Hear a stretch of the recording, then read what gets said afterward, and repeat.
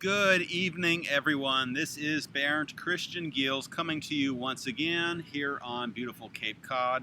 Yes, I have not vanished completely. I was just taking a few days off, attending to many other busy parts of my life. But I am back today to record another episode for my YouTube channel. Today is Tuesday, July 28th, and I am rapidly approaching my 30th episode here on this channel. I welcome all of you who are new viewers as well as my returning viewers, and I have an exciting announcement to make as I start this episode this evening. I will be featured in the coming weeks on Dramaniac TV. I invite you to look that up on YouTube as they have their own YouTube channel. It's spelled D-R-E-A-M, like dream, and maniac, M-A-N-I-A-C,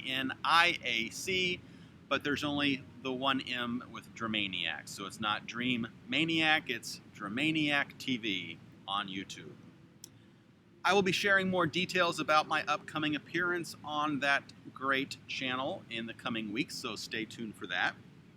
Now this evening I'm going to be doing a fairly free-form episode for you folks. Not really going to talk about anything too heavy as far as data is concerned, but I do want to again talk a little bit about current events and specifically about the coronavirus pandemic here in the United States of America and throughout the world. So one thing that a lot of people are talking about these days is how they are coping with the coronavirus pandemic. So here in the United States of America, we have now been basically living altered lives for about 120, 130 days since the first lockdowns happened in mid-March. And so for many of us, there is a certain amount of fatigue that has set in regarding following the precautions that have been either required or strongly recommended of us. I personally have not really felt too fatigued by wearing masks. That has been a fairly easy adjustment for me to make. And I'm required to wear my mask at my primary job right now since I am an essential worker. So I wear my mask daily and I almost never take it off unless, like now, I am very far away from anyone else near me. So the pandemic has been very hard on many of us, and one of the things that I've noticed for myself in regards to how I have been coping with this is that some of my other appetites, as it were, are, I feel, a bit enhanced because certain other aspects of my life are very unfulfilling. I have not had any real close, loving touch with another human being in many, many months now. And even though I do have the joy of having many friends and family members who care about me, all of my family relations are not anywhere near the state of Massachusetts, and a lot of my friends I can only converse with over social media. I do have a few friends locally here on Cape Cod, and that is a blessing. But by and large, the hardest part for me of going through the pandemic is the social isolation, is the social distancing where we are supposed to keep at least 6 feet apart. And so that part of life right now is very challenging at times. And you can see actually right above my head, bink, bink, bink. That is the moon as it's waxing towards its full phase in just about 5 or 6 days now. So I've always enjoyed watching the moon rise and looking at the stars and the moon at night. So kind of fitting that the moon is basically right behind my head so I can use it as a prop. Yay, props! So, basically the topic of tonight's episode is I am inviting you, my viewers, to take some time to reflect upon the ways that you are coping in your own life. So when I said that some of my appetites have been enhanced in the place of certain other appetites that I can't really fulfill, one of the things that I'm noticing is that I am struggling to be very disciplined with eating and my diet. I am working to lose some weight right now because I would like to get back more of a svelte figure like I had some years ago. And It's proving to be a challenge because one of the things that I do to modulate my mood is eat chocolate, as well as load up on lovely carbs that have names like croissants and donuts and pancakes and muffins. And there's the moon again behind me as I tick-tock my face. Anyway, so I find it challenging to maintain a really focused, very mindful diet. I am eating a lot of healthy things. I eat a fair number of fruits and vegetables in a day. I try to get plenty of water in, especially in the summer when it's easy to become dehydrated. But I also find it very easy to indulge in things like ice cream and cookies and cake and the like. And I'm actually going to be baking a special cake for a birthday party. The party is Thursday, and I'll be baking the cake tomorrow. And I will probably broadcast, I will probably record, I should say, the process of making the cake tomorrow. So I welcome you to tune into that episode. I think you'll find it very interesting to watch me in baking mode. So, like I said, eating for me is something that I find I am using to cope a bit right now. It's giving me some gratification and some joy that I'm not able to find in other ways. And I don't even have an eating disorder, but there are many, many Americans that do have a variety of health issues, including eating disorders, including alcoholism, including substance abuse of other issues regarding other substances. And so to come into a pandemic already stressed, already perhaps dealing with difficult problems in life and maybe not coping the best, to enter into a highly stressful period, such as what is often the case when you're living through a global pandemic, to enter into such a phase of life already stressed and already engaged in coping skills, both healthy and not so healthy, it can prove to be very overwhelming. And I myself am, some days, honestly, I do feel a bit overwhelmed myself. And I say that partly as a way of expressing empathy to my viewers who might be feeling that, and also as a way to, in a sense, reach out and say, you're not alone going through this. There are many, many, many, many people, not just Americans, but global citizens who are all thinking some of the very same thoughts. Namely, when is this going to end? When will I have the chance to hug and hold my friends and my partner and my parents and my children? When will hearing someone sneeze not set off a heightened state of alert within us, as we maybe perhaps wonder, does that person that just sneezed only feet away from me have the coronavirus? We are all hoping for days when we can finally go out and about without masks on, and when we can take trips without having to worry about quarantining in the location that we are planning to travel to. So, it is a very challenging time. And one of my primary ways of coping, like I said, is I am keeping my mood up on some days by eating sweet things. Now, in the vast scheme of things, do I see this as a huge problem or a big problem in regards to coping? No. There are a lot of other ways that I could cope with the disappointment and the difficulties of the present moment that are much less healthy, much unhealthier than eating a little bit extra and enjoying a piece of chocolate once a day, and sometimes more. So, by asking you, my viewers, to ponder how you are coping during these times, I'm not asking you to engage in a process of reflection for the purpose of beating yourself up or coming to feel bad about the ways you're coping that maybe are not the healthiest, but you're doing them anyway.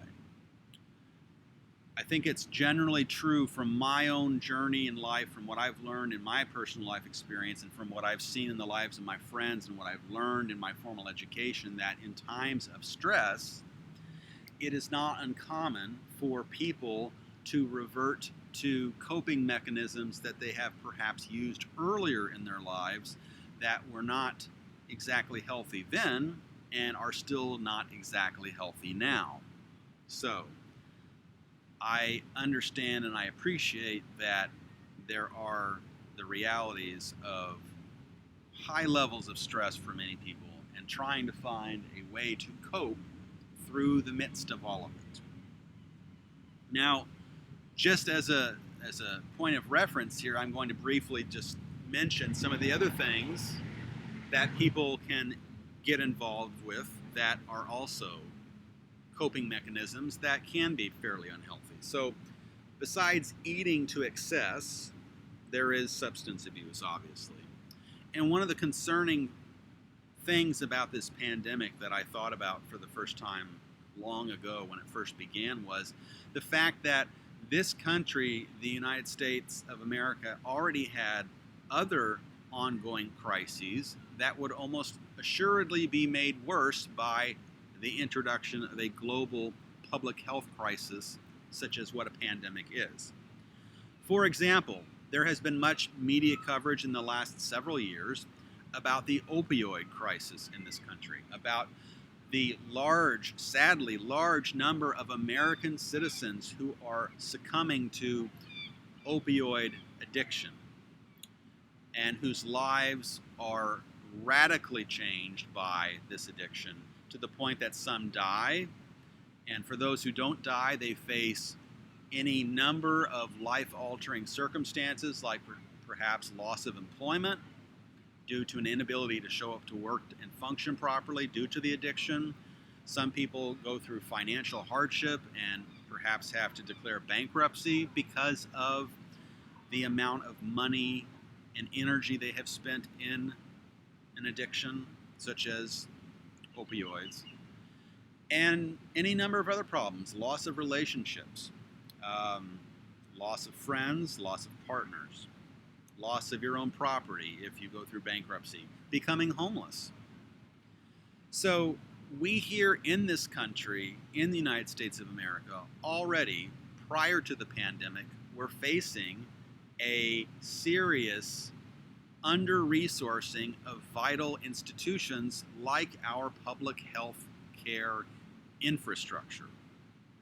And so we were, in a sense, I would say, a perfect storm waiting to happen. We were a country at high risk of something horrific happening because our nation was already beset by a number of other problems, not just the opioid crisis, but also the issue of gun violence in our schools, also the issues of racism and prejudice that have been highlighted in the aftermath of the murder of George Floyd. Also, another problem, the question of how competitive American workers can be in the international community, given the leadership that we currently have in this country, the indebtedness that so many students suffer through in the hope of achieving a higher level of professional development and success. And I am one person who lives with that. Too much student loan debt, which I took out in the hope that it would lead me to a much more rewarding career, and perhaps it still will. So this country, in essence, prior to the pandemic of about 130 days ago when it started, was already fertile ground for a disaster like a pandemic to come along and really tear apart our already stressed social fabric. And then another major problem that we have, and I am still in Hyannis, so yes, those are planes, the planes noise you hear in the background, my apologies. Another major problem that we have that has been growing in recent years and that I alluded to in a recent episode on the topic of hate is a deeply divided populace that is so alienated from the other side that it's almost an amazing feat these days to have a civil conversation with people who are of different political persuasions. And I do personally recognize and believe that our current president, Donald Trump, is very much influencing our nation in a negative way with the type of rhetoric and unkind thoughts and actions and genuine, I believe, cruelty that he has shown towards so many people in this country, both American citizens as well as undocumented immigrants and the like. Now, in this episode, I'm not going to go into a topic of discussing immigration and immigration policy. It is a very important topic, and it's even perhaps more important now because of the pandemic and the implications for our nation in the future. But suffice to say, our nation, regardless of who you say is responsible for it primarily, our nation is facing a significant period of immense distress and suffering. And like many of you out there who are watching me speak, I too find it very anxiety-provoking to ponder what our future will be, what our collective future as a nation will be. I personally believe that the only way out of the mess that our nation is in now is through a decisive and committed turning away from the pursuit of things and values that are antithetical to a functional, healthy society. When I hear about, for example, the amount of resistance and anger and outrage that some Americans feel when they are asked to do nothing more than put on a mask for certain periods of time of the day, I find it astounding because, for one, we do things every day to protect ourselves in a myriad of other ways, right? Many of us wisely wear seatbelts when we're out in a car, either as the driver or as a passenger. And for many of us, we have been using seatbelts for so long that doing so is a completely unconscious, automatic practice. We get in a car and we put our seatbelt on, and we don't even think about it. We don't think about it, we don't complain about it, and we don't say that it's an infringement on our civil liberties to wear a seatbelt. And so I ask you, any and all of my viewers, regardless of your political persuasion, why should it be such a challenging and fraught thing to wear a mask? Now, granted, I understand. For one, it's July and it's hot most everywhere, and those masks can become quite uncomfortable. I have found myself uncomfortable in them some myself. But everything that we do in life has some amount of risk, and therefore everything that we get involved in requires us to be thoughtful if we wish to be careful and to take care of ourselves. And so what I would ask you, my viewers, to do tonight is not only to contemplate the ways that you are coping during this very difficult time, but what are the things that we can do individually and within our communities to turn away from a very individualized, self-focused way of living that only threatens to make the conditions we are now living through with the pandemic persist still longer and be worse than they would have been otherwise. So that is my invitation to you, my viewers. Take some time this evening to contemplate how you are coping during this time. And an additional piece of homework I will give you is we are nearing the end of the month of July. So take some time tonight or later this week and write out a few goals that you have for yourself. And specifically, write out at least one goal for the month of August that involves you offering your time or energy, intelligence or skill, money or kindness to at least one other person or a community of people.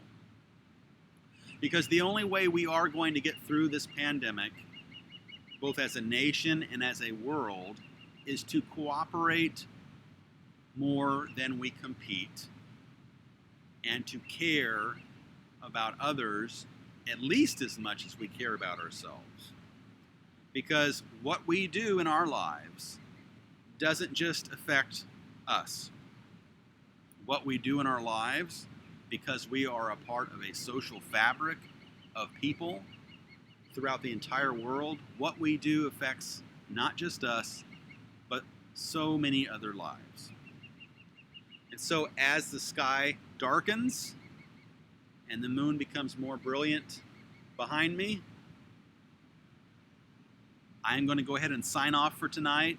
I welcome you to check back in with me tomorrow on Wednesday when I will have a lovely episode about baking a very adventurous cake. And also later this week as I continue to roll out new episodes. So you all have a wonderful evening.